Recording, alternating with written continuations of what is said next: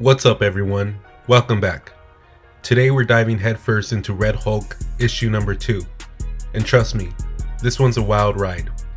Thunderbolt Ross, aka the Red Hulk, is in deep, and this time he's facing none other than Dr. Doom.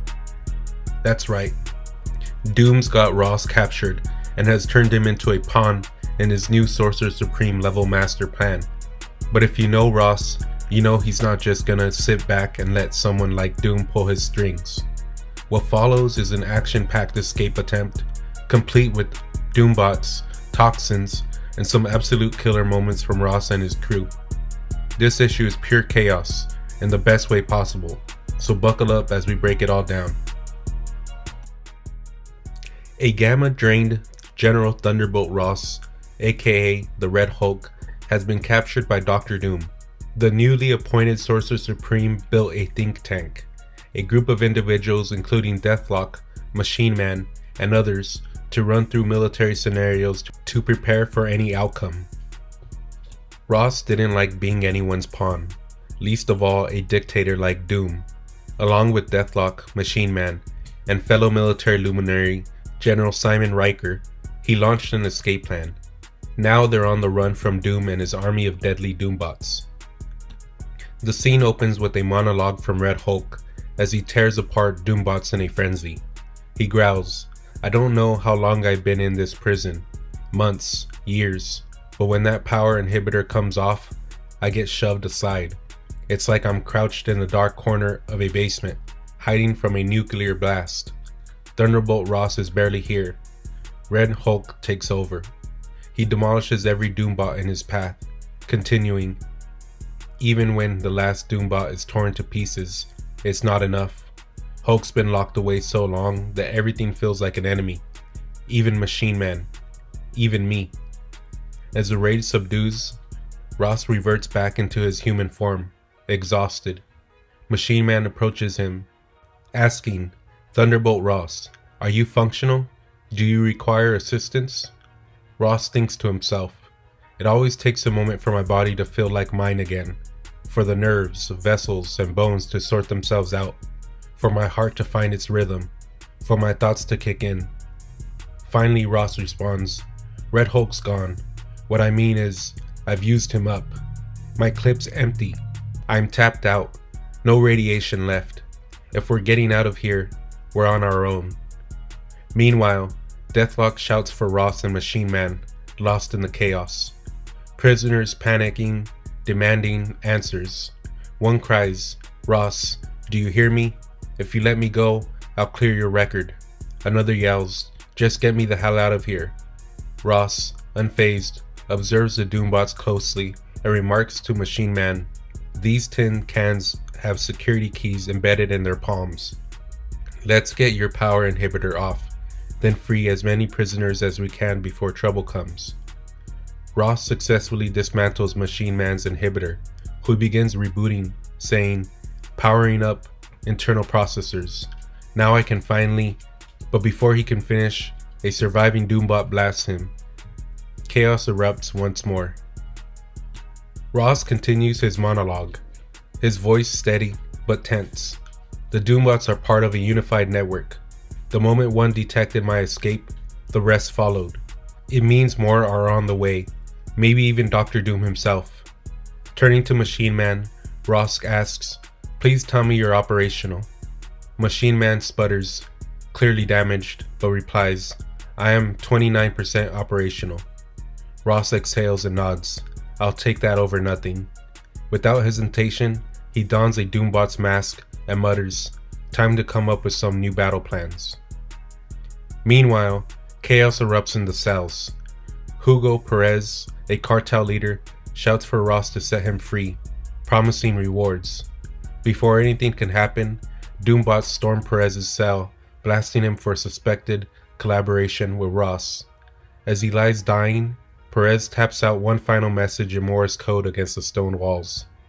"Doombots coming. Execution squad." Ross grimly acknowledges the warning, knowing time is running out.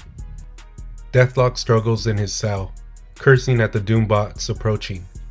"Damn, damn, and some more damn," he growls. Just as execution seems imminent, Ross, disguised as a Doombot, takes out the attackers and frees Deathlock. Use the microchip in their palms to unlock your inhibitor, Ross instructs.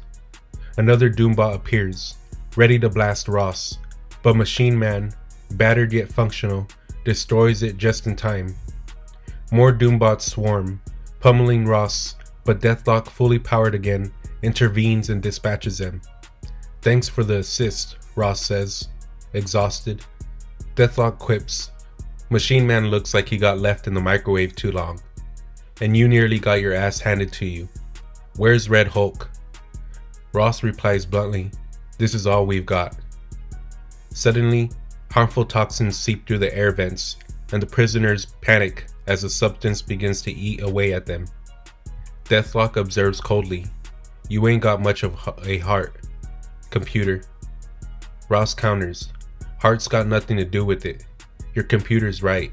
It's too late for her." With time running out, Ross, Deathlock, and Machine Man work together to free as many prisoners as possible before the toxin kills them. Among those saved is General Simon Riker, their hope for survival growing dim as the danger escalates. Ross asks Deathlock if he can hack into the network, but Deathlock's computer responds bluntly, "Negative. Our analog processors can't interact with the digital interface." Deathlock shrugs and says, "Guess we're out of luck, boss. But hey, I don't need a blueprint to know that's a way out." Machine Man chimes in, scanning the area. Micropulse radar and gravity wave detector indicate an elevator shaft. Deathlock attempts to hack the passkey to the elevator, but as the toxin creeping through the prison vents inches closer, Ross interjects, "We don't have time for anything but brute force." Deathlock grins and starts punching the door, saying, "That's okay. I like working with my hands." He breaks through the elevator door, but they are shocked to find the elevator is missing. Forced to regroup, the team strategizes their escape. Machine Man instructs everyone to hold on to him as he activates his flight systems. "Anti-gravity units engaged," he announces, struggling with the dwindling power. Ross urges, "Just get me to the sun, Machine Man." 12% operational, Machine Man replies. Ross retorts, "Even a slap of radiation might help." The group ascends the shaft, but Machine Man shuts down at 0% operational just as they reach the surface. It's night. Bad news for Ross, who needs sunlight to transform into Red Hulk.